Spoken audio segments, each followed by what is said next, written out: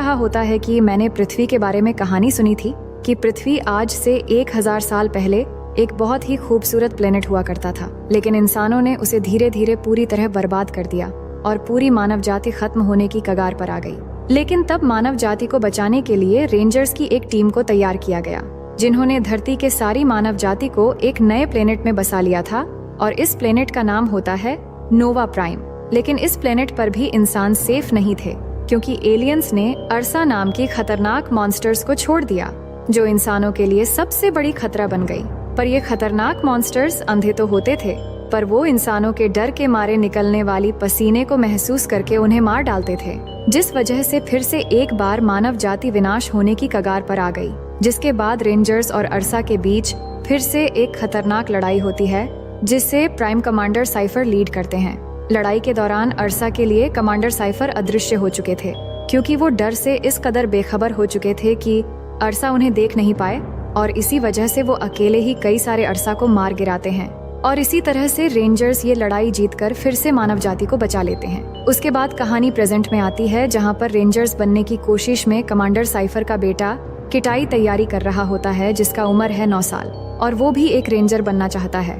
और उसके लिए वो टेस्ट भी देता है और हर टेस्ट को बहुत अच्छे से पास भी करता है, लेकिन वो आखिरी पड़ाव में फिजिकल टेस्ट के दौरान फेल हो जाता है, क्योंकि कई साल पहले जब वो छोटा था तब एक अरसा उनके घर में घुसकर उसके सामने उसके बहन को मार डाला था, और तब से उसके दिल में अरसा के लिए एक डर बैठ गया था, जिस वजह से वो फिजिकल एक्टिविटी में बुरी तरह से फेल हो जाता है और रेंजर बनने के लिए डिस्क्वालिफाइड हो जाता है।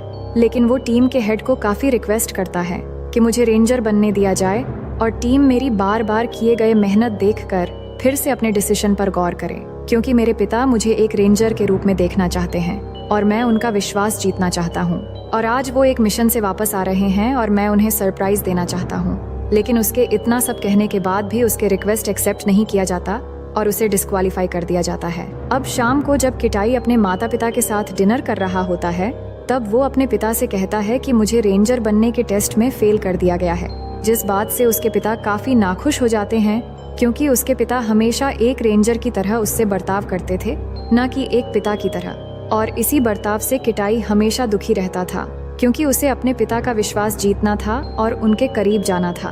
फिर रात को साइफर अपनी पत्नी को एक तोहफा देते हुए एक खुशखबरी सुनाता है कि वो रेंजर्स को लेकर उनकी ट्रेनिंग के लिए एक दूसरे प्लेनेट पर जा रहे हैं, और वहां से आने के बाद वो अपने रिटायरमेंट घोषित कर देंगे।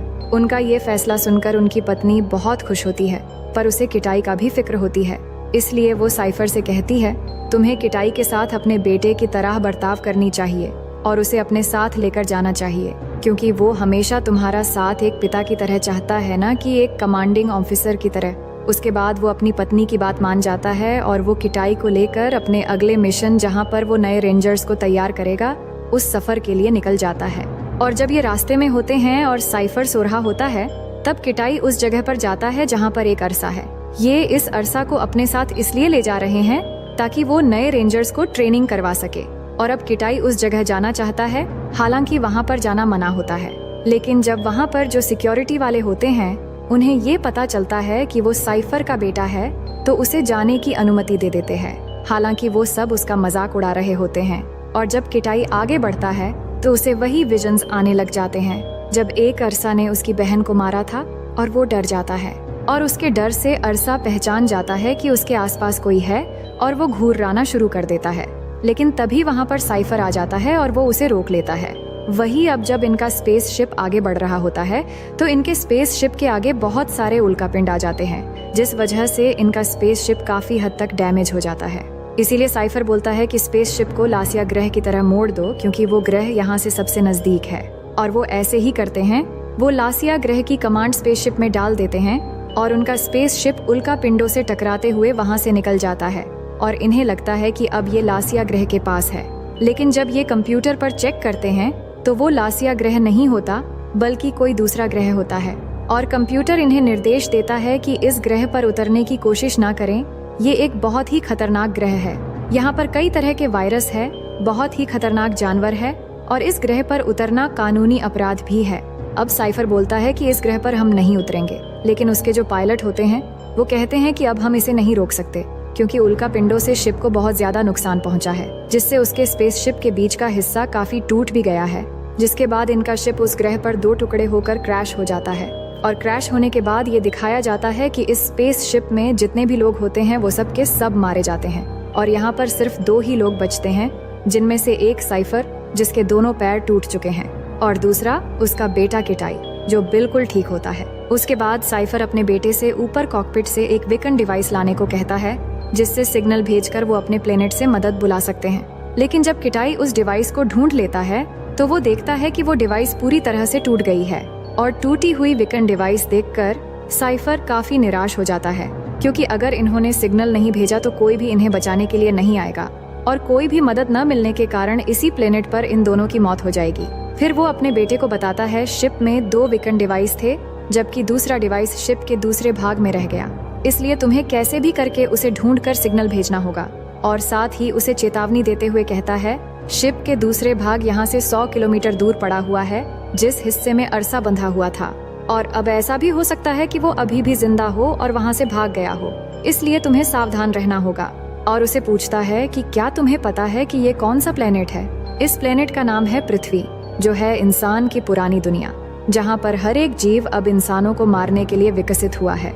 क्योंकि इंसानों को पृथ्वी छोड़े हुए हजारों साल हो चुके हैं, इसलिए अब इंसान यहाँ के माहौल में सांस नहीं ले सकते।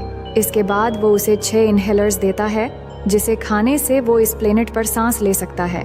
साथ ही वो अपने बेटे को अपना एक खास हथियार भी देता है और कहता है कि ज्यादा जरूरत पड़ने पर ही इसका इस्तेमाल करना। और किटाई के सूट पर कम्युनिकेशन सिस्टम और कई सारे कैमरास लगे होते हैं, जिसे साइफर उसे देखकर गाइड कर सकता है और उसे रास्ता बता सकता है। इसके बाद किटाई अपने सफर में निकल पड़ता है और यहाँ हम देख पाते हैं कि धरती अब पूरी तरह से बदल चुकी है और पहले से काफी खूबसूरत और हरा भरा हो चुकी है। अब थोड़ी ही दूर जाने के बाद किटाई का सूट का कलर चेंज हो जाता है। तभी साइफर उसे बताता है कि तुम्हारे शरीर में लगे सूट का कलर टेम्परेचर पर रिएक्ट करेगा और इस प्लेनेट का टेम्परेचर कभी भी अचानक गिर सकता है, जिससे तुम्हें सांस लेने में तकलीफ हो सकती है। और सावधान रहना, कोई चीज तुम्हारी तरफ बढ़ रही है। जिसके थोड़ी देर बाद ही किटाई के सामने एक बड़ा सा बंदर आ जाता है, जिसे देखकर किटाई घबरा जाता है। लेकिन साइफर के मना करने के बावजूद भी किटाई घबराकर उस पर पत्थर मार देता है। फिर देखते ही देखते वो बंदर अपने बाकी साथियों को एक आवाज देकर बुला लेता है, जिससे किटाई के पास कोई रास्ता न होने के कारण वो वहाँ से भागने लगता है और सारे बंदर भी बुरी तरह से उसके पीछे पड़ जाते हैं। तभी उसके पिता कहते हैं कि पीछे की तरफ भागो, यहाँ से 250 मीटर दूर एक नदी है, वहाँ पर जाओ। इसके बाद किटाई किसी तरह उनसे बचकर भागते भागते उस नदी में जाकर कूद जाता है, जिससे उसकी जान बच जाती है। लेकिन वो नदी पार करके अभी भी घबरा के भाग रहा होता है। तभी उसके पिता उसे कहते हैं वो बंदर जा चुके हैं, रुक जाओ, तुम बेवजह भाग रहे हो। तभी वो जाके रुक जाता है और लेकिन तभी साइफर को दिखाई पड़ती है कि किटाई के शरीर में पॉइजन फैल रहा है। तो साइफर के कहने पर किटाई खुद को चेक करता है। तभी वो देखता है कि उसके हाथ पर एक कीड़े की काटने की वजह से उसके शरीर में तेजी से पॉइजन फैलने लगी है और उसकी सांस रुकने लगती है और उसका पूरा शरीर पैरालाइज होने लगता है। फिर साइफर के कहने पर वो अपने मेडिकट निकालकर काफी मुश्किल से एंटीडोट इंजेक्शन तैयार करता है और उसे अपने हार्ट में लगाता है।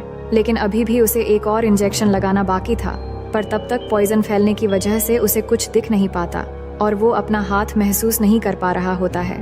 तभी साइफर उसे कहता है इंजेक्शन रखकर उसके ऊपर लेट जाओ और किटाई भी ऐसा ही करता है, जिससे वो इंजेक्शन सीधे उसके हार्ट में लगता है। अब एंटीडोट की वजह से किटाई थोड़ी देर के लिए वहीं पर बेहोश हो जाता है, जिसके बाद जब वो होश में आता है तो वो देखता है कि उस एरिया के तापमान तेजी से गिर रहा है। इसलिए उसके पिता उसे कहते हैं कि यहाँ से 10 किलोमीटर दूर एक गर्म जगह है जहाँ तुम रेस्ट कर सकते हो। जिसके बाद वो वहाँ से भागना चालू कर देता है। वहीं दूसरी तरफ हम देखते हैं कि साइफर अपने पैर को ठीक करने की कोशिश कर रहा होता है, लेकिन वो पेन किलर नहीं लेना चाहता, क्योंकि पेन किलर के लेने से वो बेहोश हो जाएगा और उसके बेटे को गाइड करने वाला यहाँ कोई नहीं होगा। इसीलिए वो पेन किलर नहीं लेता और ज्यादा खून बहने की वजह से उस पर बेहोशी छाने लगता है। लेकिन फिर भी वो खुद को जगा हुआ रखने की पूरी कोशिश करता है। अब यहाँ पर किटाई को पहला इनहेलर लिए हुए काफी समय हो चुका था, इसलिए साइफर उसे दूसरा इनहेलर लेने को कहता है। लेकिन जब किटाई अपनी मेडिकेट खोल के देखता है तो 5 में से 2 इनहेलर टूट चुके थे। इसके बाद वो उसमें से एक डोज ले लेता है। तभी साइफर उसे इनहेलर के बारे में पूछता है तो वो अपने पिता से झूठ बोलते हुए कहता है कि अभी भी 4 इनहेलर बाकी है। लेकिन यहाँ पर उसके दिल की धड़कन बढ़ते हुए देखकर साइफर को उस पर शक होता है अब उसके बाद किटाई किसी तरह से अपना पहला रात जंगल में काट लेता है और फिर अगले दिन जब वो अपना सफर शुरू करता है तो वो देखता है कि कई सारे बंदर मरे पड़े हैं। इसका मतलब अरसा कहीं आसपास ही है। वहीं इस तरफ हम देखते हैं साइफर की तबीयत और भी बुरी तरह से बिगड़ने लगा है। तो वहीं दूसरी तरफ किटाई आगे बढ़ते हुए एक बड़े झरने के पास पहुंच जाता है। लेकिन आगे बढ़ने से पहले साइफर उसे बचे हुए सर्वाइवल किट के सामान के बारे में पूछता है, लेकिन यहाँ पर किटाई उसे फिर से झूठ बोलता है, जिस वजह से साइफर उसे किट दिखाने को कहता है। जिसके बाद जब साइफर देखता है कि सिर्फ 2 इनहेलर बचे हैं और 2 इनहेलर से शिप के दूसरे हिस्से तक पहुंचना नामुमकिन है, तो वो किटाई को आगे ना बढ़कर वापस लौटने की ऑर्डर देता है। लेकिन यहाँ पर किटाई को लगता है कि उसके पापा उसे किसी भी काम के लिए काबिल नहीं समझते और उसके बहन के मौत के लिए भी उसे ही जिम्मेदार मानते हैं। इसलिए किटाई गुस्से में आकर साइफर का ऑर्डर ना मानकर उस झरने के ऊपर से कूद जाता है। अब जब वो नीचे की तरफ तेजी से ग्लाइड कर रहा होता है तब साइफर उसे बताता है कि कोई चीज तुम्हारा पीछा कर रहा है। तभी किटाई पीछे मुड़कर देखता है कि एक बहुत ही विशाल पक्षी उसका पीछा कर रहा है। साइफर उसे बताता है कि तुम्हें जल्दी से अपने सूट के पंख बंद करने पड़ेंगे ताकि तुम स्पीड से आगे बढ़ सको। और किटाई ऐसा ही करता है जिससे वो और भी स्पीड से नीचे जाने लगता है और स्पीड तेज होने के कारण किटाई को लगता है उसने उस विशाल पक्षी से पीछा छुड़ा लिया है। पर तभी वो पक्षी उसके सामने से आकर उसे पकड़ लेता है। उसके बाद फिर जब अगले दिन किटाई होश में आता है तो वो खुद को उस विशाल पक्षी के घोंसले में पाता है। इसी दौरान कुछ शेर उस घोंसले पर हमला करके उस पक्षी के बच्चों को खाने की कोशिश करने लगते हैं, लेकिन किटाई उन बच्चों के साथ साथ खुद को भी बचाने की कोशिश करता है। लेकिन इस लड़ाई में पक्षी के सारे बच्चे मारे जाते हैं। फिर जब किटाई उस घोंसले से नीचे उतरता है तो वो देखता है कि वो विशाल पक्षी अपने बच्चों की मौत से गुस्से में आकर काफी जोर जोर से चिल्ला रहा है, जिसके बाद वो वहाँ से निकल जाता है। अब यहाँ पर किटाई आगे बढ़ते हुए अपने पिता से बात करने की कोशिश करता है। तभी वो देखता है उसकी कम्युनिकेशन डिवाइस टूट चुकी है, लेकिन फिर भी वो आगे बढ़ता ही रहता है और वो देख रहा होता है कि वो विशाल पक्षी अभी भी उसका पीछा कर रहा है। वहीं पर साइफर को ये चिंता हो रही होती है कि किटाई अब कहाँ होगा। तभी अचानक एक और चीज उन्हें दिखती है। दरअसल उन्होंने वहाँ पर फ्लाइंग कैमरास भी छोड़े होते हैं और उन कैमरास में उन्हें दिखता है कि उनके जो बाकी के क्रू मेंबर्स थे उन्हें किसी ने मार दिया है, जिससे उन्हें ये पता चल जाती है कि अरसा अब आजाद हो चुका है। लेकिन किटाई को ये बात नहीं पता और उसके पिता उसे बता भी नहीं सकते क्योंकि इन दोनों का संपर्क टूट चुका है। अब किटाई को हम देखते हैं जो आगे जाके एक गुफा में रात काटता है और अपने पापा की बातों को याद करके एक मैप बनाता है ताकि वो जल्द से जल्द शिप तक पहुंच सके। फिर अगले दिन वो गुफा से निकलकर अपने रास्ते में निकल पड़ता है और थोड़ी दूर जाने के बाद वो बचा हुआ आखिरी इनहेलर भी ले लेता है। उसके बाद वो कुछ लकड़ी इकट्ठा करके एक बोट बनाता है और अपना सफर एक नदी से होते हुए जारी रखता है। और कुछ दूर आगे जाने के बाद उसे थकान की वजह से नींद आने लगती है, इसलिए वो इस बोट के ऊपर ही सो जाता है। इसके बाद हम देखते हैं कि अचानक वो नींद से उठ जाता है और उठकर देखता है कि इस नदी के एरिया का तापमान अचानक गिरने लगा है और इस नदी की पानी बहुत तेजी से जमने लगा है। जिसके बाद वो वहाँ से निकलकर एक गर्म जगह ढूंढने की कोशिश करता है, पर उसे गर्म जगह कहीं नहीं मिलता और वो वहीं पर गिरकर बेहोश हो जाता है। तभी हम देखते हैं कोई चीज किटाई को घसीटता हुआ ले जाकर एक गड्ढे में सुला देता है। फिर अगली सुबह जब किटाई उस गड्ढे से बाहर आता है तो वो देखता है कि वही विशाल पक्षी सारी रात उसके ऊपर बैठा हुआ अपना पंख फैला के किटाई को पूरी रात गर्म देकर बचाया है, क्योंकि किटाई ने उसके बच्चों को बचाने की कोशिश की थी। फिर जब किटाई उसकी जान बचाने के लिए उसे थैंक्स कहता है तो उसे पता चलता है कि वो पक्षी अब जिंदा नहीं है, क्योंकि पूरी रात की ठंड की वजह से वो अपना दम तोड़ चुका था। पर वो बहुत समय पहले इनहेलर लेने की वजह से अब उसे सांस लेने में दिक्कत होती है। पर तभी उसे जमीन पर एक शिप का टुकड़ा मिल जाता है। उसके बाद जब वो एक पेड़ पर चढ़ के देखता है तब उसे शिप का दूसरा हिस्सा मिल जाता है। उसके बाद वो शिप के पास भाग कर जाता है और वहाँ पहुंचकर सबसे पहले इनहेलर लेता है। फिर वहाँ से हथियार लेकर अरसा को चेक करने जाता है जो वहाँ से पहले ही भाग चुका होता है। उसके बाद वो वहाँ से एक मरे हुए रेंजर से कम्युनिकेशन डिवाइस लेता है और इमरजेंसी बीकन डिवाइस को भी ढूंढ लेता है। फिर वो अपने पिता से कांटेक्ट करता है और उन्हें बताता है कि वो शिप के दूसरे हिस्से तक पहुंच गया है और उन्हें ये भी बताता है कि अरसा पिंजरे से भाग गया है। लेकिन सिग्नल में दिक्कत होने की वजह से किटाई अपनी पिता की बात नहीं सुन पाता। हालांकि किटाई की आवाज साइफर को साफ सुनाई दे रही होती है। इसके बाद किटाई उस बीकन डिवाइस से सिग्नल भेजने की कोशिश करता है, लेकिन ऊपर बादल में बिजली की एक पतली परत होने की वजह से सिग्नल ऊपर नहीं जाता और इस बात से किटाई भी काफी परेशान हो जाता है। फिर वो शांत होकर अपने पिता की तरह सोचने लगता है तो उसे ध्यान आता है कि वो पहाड़ के ऊपर जाके भी सिग्नल भेज सकता है लेकिन आगे बढ़ते हुए किटाई के मन में अरसा का डर बैठा होता है, इसलिए जैसे ही वो पहाड़ के पास पहुंचता है तभी अरसा को उसके डर का महसूस हो जाता है।